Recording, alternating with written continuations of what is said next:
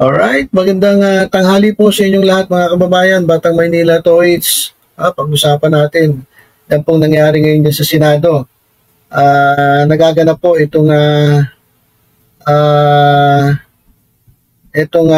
Fidelix probe na pinangungunahan ni Senator Bato de la Rosa. Kanina nandyan si Senator Bongo. Sabi ni Senator Bongo, mga kababayan, siya ay full support dito sa Committee on Public Order and Dangerous Drugs Investigation dito sa PIDEA Leaks para malabas daw ang katotohanan behind the controversy. At nandun din kanina nandun yan, yan po sa ating screen, nandyan si Robin Padilla at nandyan din si Jingo Estrada. Siyempre, nandyan si Committee Chairman Bato de la Rosa. So, hanggang ngayon, dire-diretso pa rin, ongoing pa rin, pero sa totoo lang mga kababayan, para sa akin, tapos na po ang laban. Wala na po tayong dapat pag-usapan sa totoo lang. Kasi lumalabas na etong si Morales ay ang talagang pinakalayunin lang ay sirain etong si Pangulong Marcos at yung mga kasama doon sa listahan, doon sa dokumento. Kasi una pa lang, di ba sinabi ko sa inyo, kahit pa sabihin natin totoo yung dokumento, let us say na totoo yung document, na mayroong pre-operation. Nandun yung kwento na nandun nga daw si Presidente Marcos, etong si Maricel Soriano at yung ilang nilang mga kasamahan. At naggaganyanan daw sila, nagsisinghot dyan sa Rockwell sa Makati. Kahit pa sabihin natin nandun lahat dyan, pati yung mga kotse, yung mga klase ng kotse. Kahit pa yan ay legit. Sinasabi nga ni Bato de la Rosa, legit daw yan. At talaga ipaglalaban niya na legit yung papel na sinasabi ni Morales dahil nga meron daw tatak ng puncher. So, yun po yung basahin yung basahin ni Bato de la Rosa, kaya legit merong tatak ng puncher. Let us say na totoo. Okay, totoo yung papel, yung pre-operation documents. Alam niyo, sa totoo lang, wala itong saysay Kasi unang-una, hindi naman natuloy yung operation Ibig sabihin, wala silang napatunayan. Nakita ba nila actual yung nandun si Bongbong Marcos at itong si Maricel Soriano at yung ilan nilang kasamahan na sumisinghot ng powdery substance? Wala naman sila nahuli. Wala sila nakita kasi yung operation hindi naman natuloy. Kaya ako nagtataka, masyado nilang sinesensationalize yung dokumento na yun, ako tutusin. Wala namang wala namang silbi Kasi wala naman napatunayan kasi nga, hindi naman natuloy yung operation O ngayon, sinasabi ni Bato, totoo daw itong ito daw dokumento. At sabi naman ng PIDEA, hindi totoo yung dokumento. Walang dokumentong ganun sa PIDEA. Dapat doon palang tinapos na nila Pero halatang-halata kasi, itong si Bato de la Rosa, merong merong pinapanigan. Kahit pa sabihin niya na wala siyang pinapanigan, merong mga kababayan, halatang-halata mo naman kay Bato de la Rosa, na meron siyang pinapanigan. Kaya sabi sa inyo, ito minsan itong Senado, ginagamit na itong mga senators para sa pansarili nilang kapakanan. Meron silang mga sariling agenda. Meron silang sariling gusto nila pagbigyan o unahin yung kanilang sariling interest more than sa interest ng bayan. Kasi kung tutusin, alam ninyo, wala namang mapapatunayan yung papel Diba? Kasi unang-una hindi nga natuloy yung operation. Meron ba nakita? Wala naman Sabi ko, noon pa, pinakamaganda niyan, paharapin nyo si Maharlika. Which is maganda naman kasi pinatawag ni Bato. Hindi nga lang pumunta. Wala naman talaga balak pumunta yan si Maharlika. Takot lang yan. Lahat na ata ng mga politiko sa Pilipinas, pinagtitira niya Lalong-lalo na si First Lady at itong si Presidente. Kahit wala nang basihan yung pulboronic video nga ng pagkatagal-tagal lang, hindi pa niya nailalabas So, hindi talaga atin niya si Maharlika. Pero ang ganda sana kung nandun si Maharlika. At isa pa, sinabi ko, dapat iharap dyan yung informant. Yung informant po importante kasi lahat ng sinasabi ni Morales ay base doon sa statement ng informant. So kung hindi harap yung informant, lahat ng sasabihin ni Morales, hearsay. Lahat ng sasabihin ni Morales, chismis lang. Di ba? Walang kahinatnan. Kasi hearsay nga eh. Kwento lang sa akin ng informant yun eh. Ang talagang nakakaalam ng totoo, yung informant.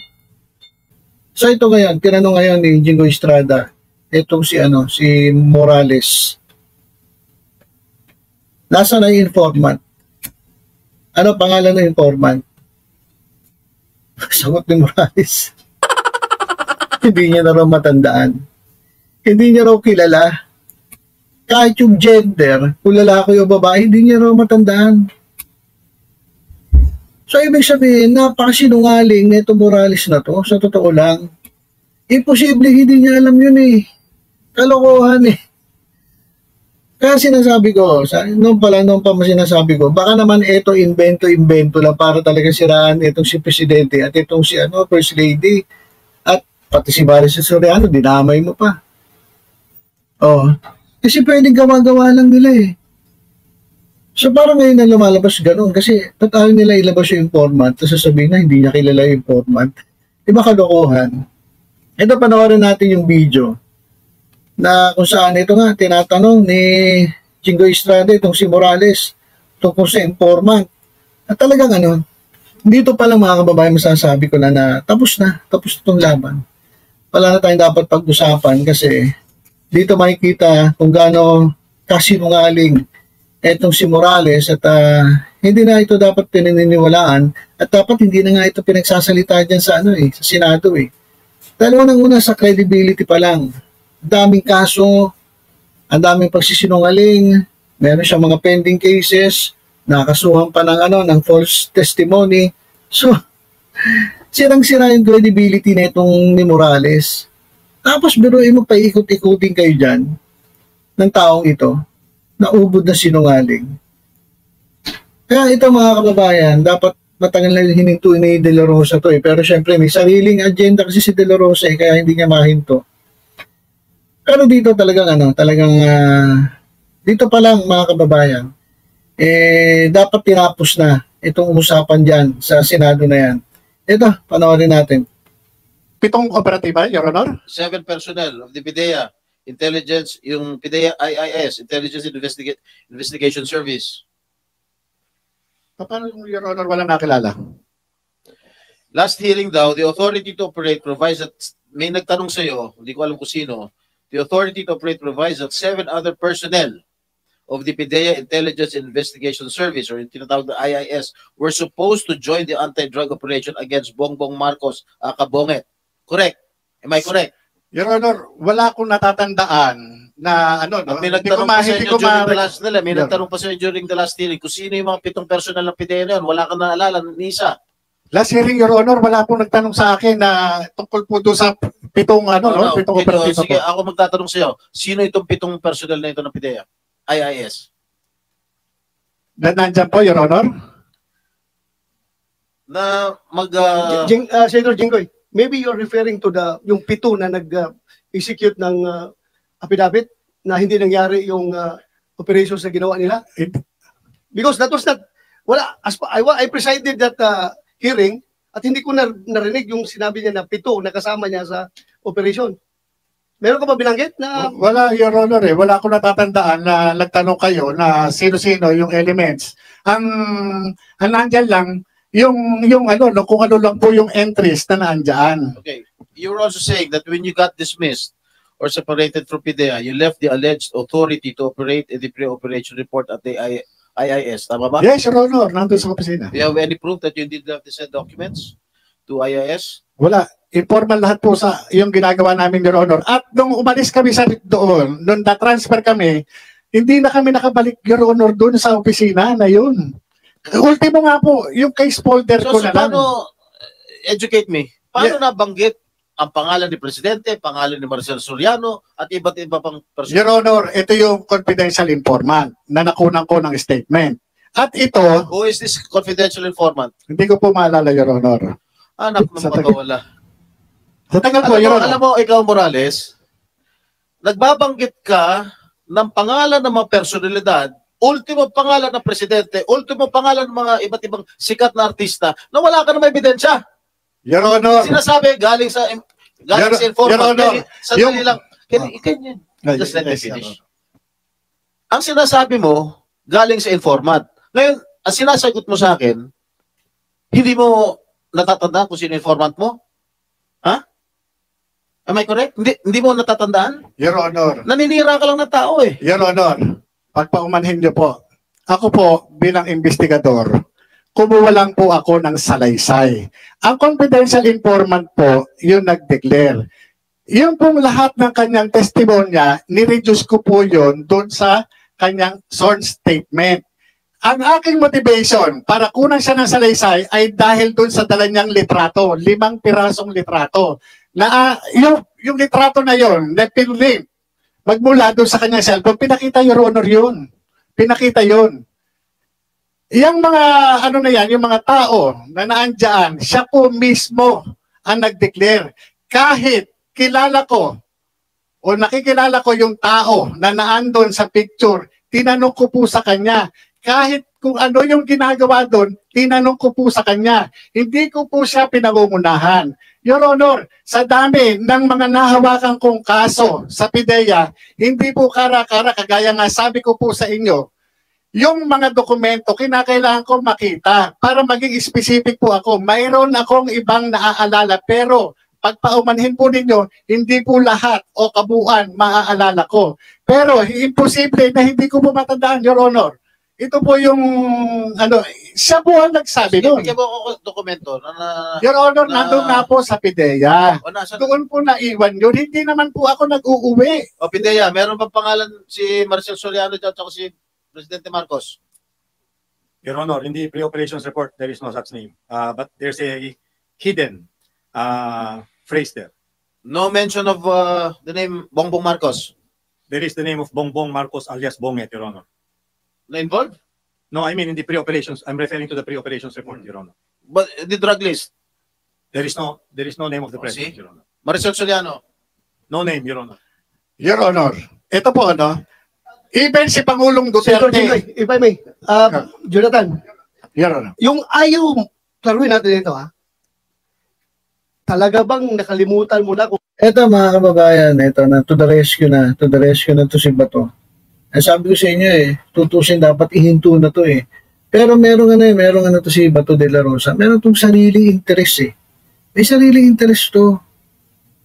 Ako hindi ako naniniwala na walang na bias, na walang bias dito. Meron to, may sariling interest to. Kaya, tinutulungan niya na si Morales sa sagot Kasi alam niya, gipit na si Morales kay Jinggoy Ginagawa niya ngayon, tinutulungan na niya si Morales. Tulong gusto si Bato de la Rosa, kaya mga kababayan, ako ulitin ko, wag niyong isama to sa susunod na eleksyon, mga kababayan, lalo na ibang kasama niya, yung mga tagapagtanggol ni Kibuloy. Sa totoo lang, obvious naman na merong to si De La Rosa. Meron tong self-interest. Obvious dito yan, guys. Kitang-kita nyo na talagang kung paano niya alalayan itong si Morales na talaga namang ginigisa ni Senator Jinggoy Estrada. kung sino yung confidential informant mo or ayaw mo lang sabihin because you don't want to break the trust between a informant and handler. Alam natin, as operatives, meron tayo diyang agreement between you and the confidential informant na hindi mo i-disclose yung pangalan niya no matter what happens. So, am I correct to assume na ayaw mo lang sabihin dahil ayaw mong ilaglag yung informant mo or talagang nakalimutan mo na kung sino siya? Alam niyo, Your Honor, pinipilit kong alalahanin yung pangalan ng tao. Babae, lalaki. Your Honor, yung mahirap kasi kung i-divulge ko yung kasarian ng confidential informant, Your Honor, makakanib ang buhay noon. Hindi po man sa, yung confidential informant, Your Honor, hindi po sa, talagang makakanib ang buhay, ma-identify kagad siya. Operator ka, ako operator rin ako. Alam kong hindi ko ilaglag yung aking informant. Pero andito na tayo sa punto na ikaw na mismo ngayon, yung kredibilidad mo ang tinatanong mo, baka nagsisinungaling ka dahil baka gawa-gawa mo lang ito dahil wala kang maituro na informant eh. Gawa-gawa nga lang yan. Ini-invento lang ni Morales yan. Kaya nga hindi niya makasagot eh. Pati ba naman gender, sasabihin niya, ano raw? Malalagay daw sa langanin yung buhay. Hindi nga niya binabanggit yung pangalan, gender na nga lang, tinatago pa. Ano ba naman, Bato de la Rosa? Dapat, sa totoo lang mga kababayan, dapat medyo galing-galingan pa ni Bato eh. Andali, parang kung nakukulangan ako mga kababayan, nakukulangan ako dito sa mga tanong nila. Dapat pag ganito, naku, ang dami nang pwede tanong dito kay, kay Morales eh. Kasi dito pa lang, huli-huli na siya eh. Pero parang nangyayari, ewan ko ba? Ito just a piece of advice. Once bigay sa kanya ng power of, ano power rin, Joe? Notarial power.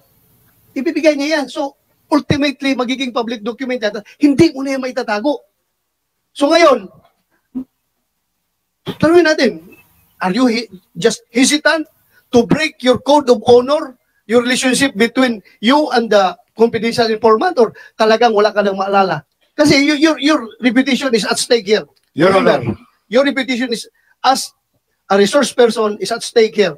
Pag hindi mo ma-remember. Your Honor, kung bibigyan niyo po ako ng pahintulot na i-reveal ko yung kasarian ng confidential informant na wala akong mababiolate na constitutional rights ng tao, ipagkakaloob ko po. Pero sabi ko nga po sa inyo, yung pangalan niya, hindi ko matandaan. Kailangan ko po yung dokumento. Totoo po yun, yung Mr. Chair. dokumento. So, saan ngayon ang dokumento? Nasa PIDEA nga po. Kasi, kaya po ako lumabas. Dahil po, ako yung nag-imbestiga eh. Yun lang po yun sa akin eh. Ito, Jonathan, Mr. Morales. In your interview with Maharlika, April 30, 2024, in her YouTube channel, you said that dadalhin ko sa hukay ang pangalan ng confidential agent. So meaning, sinabi mo ba ito sa interview mo kay Maharlika? Ang sinabi ko po, dadalhin ko yung kanyang yun yung usual po yun, sa totoo lang. Dadalhin mo sa hukay. Sinabi mo ito sa interview with Maharlika. Hindi ko na po matandaan yung exact words na sinabi ko po nun, Your Honor. Please, do not. Pero yung, Mag-self-distract ka dito kapag Mr. Chair. ito ay recorded lahat. Meron itong sinabi mo na dadalhin ko sa hukay ang pangalan ng confidential informant. Sinabi mo ito, hindi? may sinabi nga ako, Your Honor, doon sa identity na confidential informant. Sagutin mo lang diretso yung sagot. Yun po. Yung tanong ni Senator Bato. Hindi ko Sinabi naman- mo ba o hindi? Hindi ko lang po matandaan yung exact phrase, Your Honor. Isang press pro sinabi mo ito. May sinabi po ako, pero hindi. Your Honor, To this effect. meron ako sinabi na babaunin ko sa libingan. Yung confidentiality, nung identity, yan po, ito po yung hinihili ko sa inyo, sasabihin ko po. Kasi, ang hinihingi ko lang po is garantiya. Kasi, kapag sasabihin ko kung babae o lalaki, madali po siyang matutukoy. Bakit naman madali? Opo, kasi alam doon sa sirkulasyon po eh. Sila po yun eh. Gusto Sila mo, po yun. gusto mo So, magkaroon ng executive session? Gusto mong sabihin in executive session? Palalabasin Yung namin lahat pangalan? ng mga tao rito. Kayong dalawa lang, mag-executive Oh, session. yan. Bigyan Yes, mo Your Honor, pagka kayo, pero yung ang pangalan, hindi, pero yung kasarian, baka sabi ko sa inyo, kahit hindi na po, bigyan nyo lang po ako ng garantiya na hindi ako ma-incriminate. Yun lang po. Ano ka ma-incriminate na kasarian lang pala sabihin mo eh? How many, anong population ng gender na lalaki o gender na babae sa buong mundo? Your Honor, pagka nagsabi ho ako, masusunog, wala na magtitiwala sa law enforcement. Oo, Lalo regardless. sa magbibigay ng Kasi trabaho. ngayon, ikaw ang nasusunog ngayon eh. Kapag hindi mo sasabihin, ikaw ang nasusunog. Ito totoo lang ha, I am giving you an advice. Ikaw ang nasusunog ngayon dahil tinatago mo yung identity ng informant mo. I understand your position na ayaw mong ilaglag yung ahinte mo. Pero ito, nandito na tayo ngayon sa hearing na ito. Baka naman kahit na executive session, pwede mong sabihin sa akin kung sino yung informant mo. O, dalawa lang kayo. Sige. Dalawa lang tayo. Pareho kayo Wala. ano? Your Honor, kung ito, yung pangalan, alam ko, kaya nga, hindi, sa totoo lang, Your Honor, hindi ko na alam, hindi ko na matandaan sa tagal. Balo At wala. saka yung sinasabi, Your Honor, ni Senator Jinggoy, na lahat ng detalye, alam ko. Your Honor, hindi ko nga alam yung ibang detalye. Kung ano lang po yung natatandaan ko, yun lang po. Alam mo, hindi ka panipaniwala itong mga sinasabi mo dahil yung mga ibang detalye, alam mo. Yung ibang naitatanong namin, hindi mo na alam, hindi mo na matandaan. Ultimo yung gender nung confidential informant, whether babae o lalaki, hindi mo rin ayaw mo rin sabihin. Yung pangalan, nakalimutan mo. Pero samantalang yung mga ibang tinatanong namin sa inyo, way back, alam mo. Your Honor, kung mapapansin Alam nyo, mo, Mr. Jonathan, o ano bang rango mo, Jonathan? Colonel? hindi po, agent po. Ha? Agent. Agent. Alam mo, Agent Jonathan, dito, we are ferreting out the truth. Ngayon, kung yung sinisiwalat mo rito, panay hearsay, hindi ka namin paniniwalaan. Dinamay mo na yung presidente. Sinabi ng PIDEA, he was never included in the drug list. Sinama mo mga ibang personalidad, mga sikat na artista. Tinanong natin ng PIDEA, they were never included in the drug list. Alam mo, nagsisinungaling Your ka. Honor, Sandali lang, patapusin mo ako. Nagsisinungaling ka eh. Huwag mo naman idadama yung mga ibang personalidad na wala namang kinalaman. Your Honor, Okay. trabaho po yun. Trabaho ako po, nag-umpisa tumanggap lang po ako ng information. Trabaho mo na maglagay ng pangalan sa dokumento na hindi naman sila Your Honor, mali naman po yan. Mali naman po yan. Trabaho na, Your Honor. Sandali lang, trabaho mo ba na magsangkot ng ibang mga personalidad na wala namang kamalay-malay, na hindi naman involved sa illegal na droga? Trabaho mo ba yun? Your Honor, mali po yung sinasabi ninyo. Ako po, nung panahon Kasi na wala yon, ka naman ebidensya eh. Your Honor, nandun nga po sa PIDEA na Iwan. Naiwan. Sandali, Your Honor. tinatanong natin si PIDEA eh. Mismo si Pangulong Duterte, sinabi po niya yan, meron isang impormasyon na yan. Bakit hindi natin ipatawag si Pangulong Duterte para, opo, Your Honor, Your Honor, Your Honor, Alam mo, I am tempted to invite the former President Duterte per your insinuations, pero ayaw ko magiging mapoliticize itong hearing natin. We may lose our objectivity here kapag papasukan na ito ng mga contending parties. I myself, being the chairman, I am identified with the President Duterte, pero my God, with all honesty, I'm trying to be objective here. Kaya please, wag mo munang idamay yung former President Duterte kung gusto mong hindi mapasukan ng political color itong ating hearing. Ako, in all honesty, in the interest of fairness and justice and truth and everything, gusto ko siyang imbitahan. Pero alam mong titingnan ng mga tao dito, mapoliticize yung hearing natin. So please, hindi muna natin, hindi na abot. Even President Marcos, na yung nakalagay dyan sa pre-ops ninyo, ay kung ako'y talagang gusto kong tatanungin natin siya, imbitahan natin siya, gusto kong imbitahan. Pero ayaw ko. Dahil nga, mawalan yung objectivity ng ating hearing. Maintain natin yung objectivity. Kaya at our level, kung kaya natin ma-resolve itong mga leakage na ito, please, Your Honor, cooperate with us. Cooperate. ito no, Your Honor, yung sinasabi ninyo. Yung dokumento na yan, iniwan sa PIDEA, iwan ko doon sa PIDEA. Magmula nung marilib ako doon sa IIS, nandun po yan. Kinuha, ganito po yan, Your Honor. Ito ang confidential. Karoon kita. Yes, Your Honor.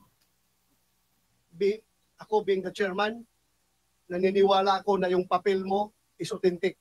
Yes, Your Honor. Naniniwala ako. Sabi ko na during the past hearing, na authentic yan. Klaro yan, pero may investigation. Ang tanong lang ngayon, kung sinong nangangalaga ng papel na yan, kung nasaan yan ngayon, bakit nag-surface yan sa ibang tao. Kaya ngayon, malaking papel mo dito. Okay, so ihinto natin dito. Po-forward ko na doon sa sinabi ni Senator Jinggoy. So ito na yun eh. Kumbaga, ito na yung final verdict eh. Tutusin, dinesisyonan na ni Jinggoy Estrada itong hearing na to. Kasi to, sa totoo lang, wala nang patutunguhan to eh. Kaya maganda yung ginawa ni Senator Jinggoy, tinapos niya na. Ito, pakita ko sa inyo yung statement ni Jinggoy, Senator Jinggoy, bago siya umalis. Metropolitan Trial Court, Branch 4 in San Fernando, Pampanga, in violation of Article 180 of the Revised Penal Code, is tungkol ito sa false testimony. And the other criminal cases filed against Mr. Morales based on validated information from a concerned citizen. If this is true, estafa pending before the Metropolitan Trial Court, Pasig City, slight physical injuries pending before Branch 72, Pasig City. And as a final remark, Mr. Chair, the facts and evidence presented clearly demonstrate the questionable integrity and credibility of this particular resource person. And the same evidence refutes all accusations against the Philippine Drug Enforcement Agency and its current leadership. And the statements given by this particular resource person against the agency and its current leadership are evidently perjurious, defamatory, and outright false. That's all, Mr. Chair. Thank you, Senator Jinggoy Estrada. Alright, so yan mga kababayan. So, tapos na po ito. Pag-uusap dyan. Although tinutuloy pa nila, mamaya silipin natin yung kay Maricel Soriano naman. Pero dito napatunayan na napakasinungaling nito ni Mr. Morales. At sabi nga ni Jinggoy Estrada, lahat ng sinasabi ni Morales, pawang kasinungalingan. At sinabi pa nga niya, mapanirang puri. Kaya, etong drama ni Maharlika na ginagamit nga ito si Morales, ay pumalpak na naman mga kababayan. At obvious na ito'y paninira lamang. Kasi unang-una, wala mga kababayan. Ay yung pinaka-hinihintay ko, yung maglabas sila ilabas sila yung informant. Pero the fact na walang informant, parang gawa-gawa lang nila. Ito ay kayagang paninira dito sa ating presidente na hindi natin alam kung sino ang pinaka-mastermind. Meron po itong mas nakakataas na tao na talagang gustong sirain itong si Presidente Marcos at ginagamit itong si Maharlika at itong si Morales. So yun lang muna mga kababayan at tama yung hinala natin na mukhang gawa-gawa lang ni Morales lahat ng ito, kasabot si Maharlika. Kasi yung pinaka-importanting tao na pwede nating mapakinggan, yung informant hindi niya kilala, hindi niya na matandaan yung pangalan, pati ba naman yung gender ayaw pa sabihin. So walang credibility. Hindi mo dapat paniwalaan itong ganitong klaseng resource person. Itong si dating PDEA agent Jonathan Morales. Okay, so yun lang muna mga kababayan. Tutok-tutok lang po dito sa Batang Maynila. Tuwid sa iba pang updates. Ingat po tayong lahat. God bless po.